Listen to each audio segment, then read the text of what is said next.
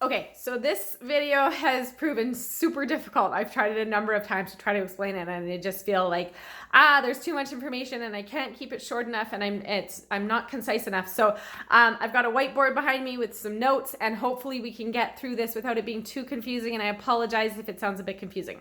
So if you decide to homeschool, what you're gonna do is you're gonna contact a school, a homeschooling organization, and you're gonna either register with them or enroll with them. And there's a huge difference. And this is the biggest thing you're gonna need to decide at the beginning, is whether you want to be a registered homeschooler, which under the Ministry of Education in BC is real homeschooling.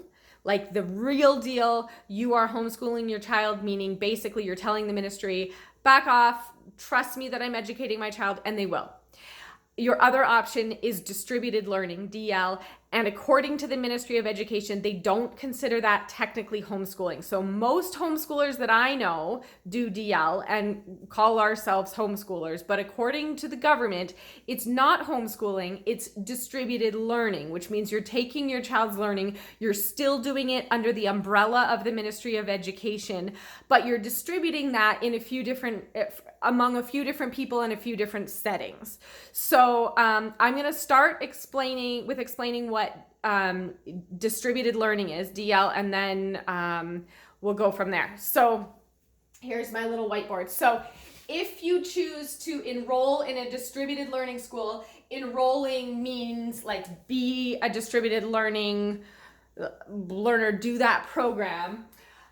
You will choose to either enroll with a public school, so your local school district's distributed learning program, or with an independent DL, which can be based mostly anywhere in the province. So the school that we're with, we live on Vancouver Island, and the school that we homeschool with is based in Prince George. So because it's all sort of distance learning, it doesn't have to be a program that's in your city or area at all. So, okay.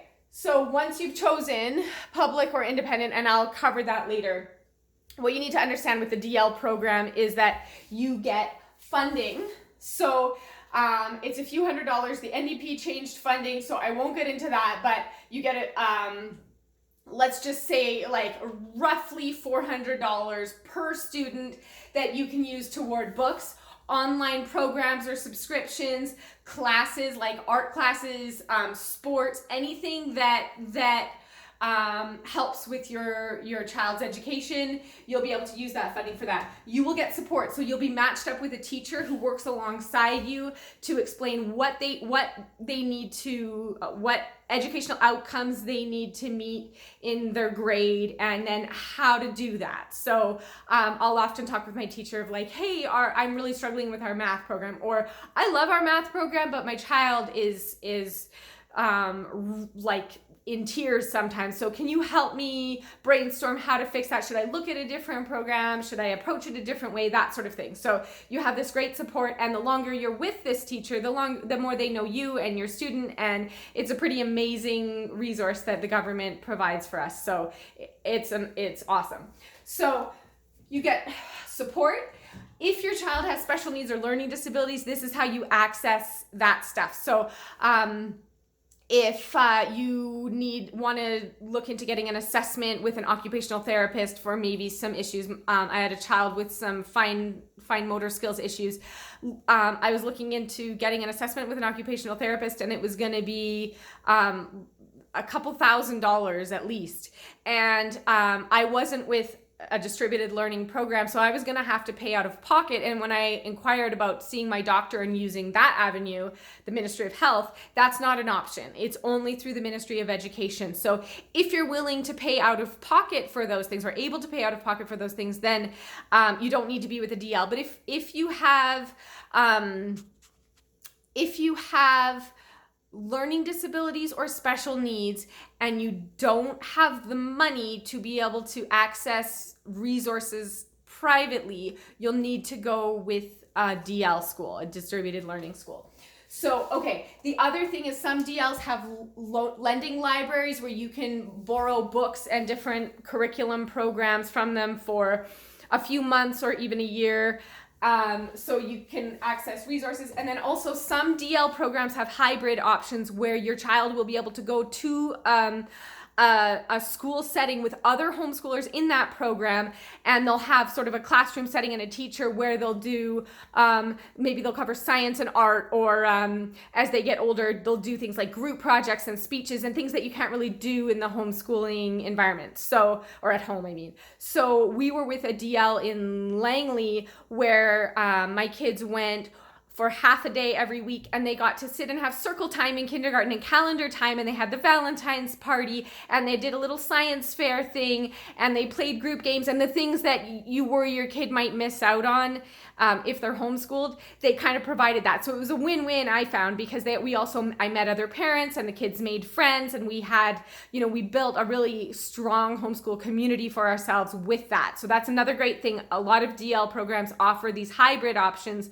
where they'll cover certain subjects in a class setting with other homeschoolers. So though that is DL. So understand, if you're Googling on the BC government website, they don't consider that homeschooling. So through a DL program, if you go all the way up to the end of grade 12, your child will be graded by their teacher, and they can write their exams, and they can get their dogwood, their high school diploma.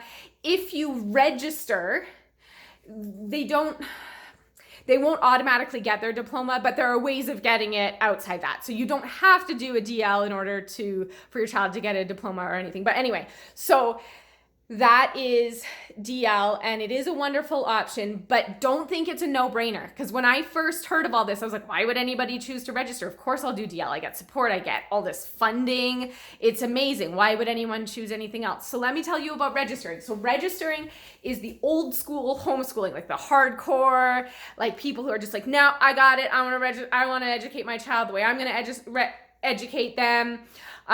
We're going to learn, rather than learning social studies according to the BC, where they have to study, Canada and First Peoples, and then this here, this there. We're going to teach. I have a friend who taught history starting from the very beginning, like thousands of years ago, and worked her way up. And so she taught history in sort of a chronological order with a program like that, which, I mean, you can do that with the DL program. I just mean, so with registering, you have the flexibility and you have more control over how you are going to homeschool your child. But I think it's a really good fit for people who totally know what they want and are really determined to that they can do an excellent job of homeschooling. But or it really works well for people who are a little bit more flexible and not super keen on the burden of having to report to their teacher. So we did 1 year of registering, and it was amazing, and I loved it. And if it weren't for some of the learning disabilities that we encountered, I probably would have done more years of registering, because it really was cool, and it just felt like I felt lighter, and I felt more inspired to, let's learn about this, let's do this. Oh, my child's super interested in this. You know what? Let's throw everything off for a little while and just focus on this. Let's drive down to Victoria and visit the museum and see the Parliament buildings. Or, you didn't feel like, well, no, we've got to stick to our curriculum. We've got to stick to these guidelines because I've got to report to my teacher and stuff. So registering, don't discount it, even though it maybe doesn't have all the bells and whistles.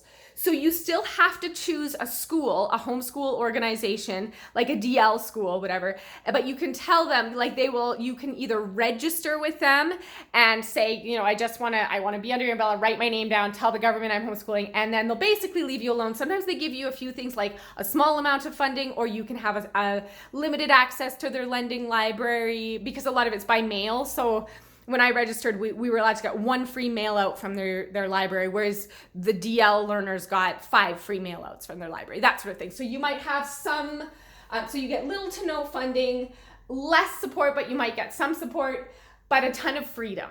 So those are your options, and that's the first thing you need to decide. So yeah, hopefully that helps. Okay.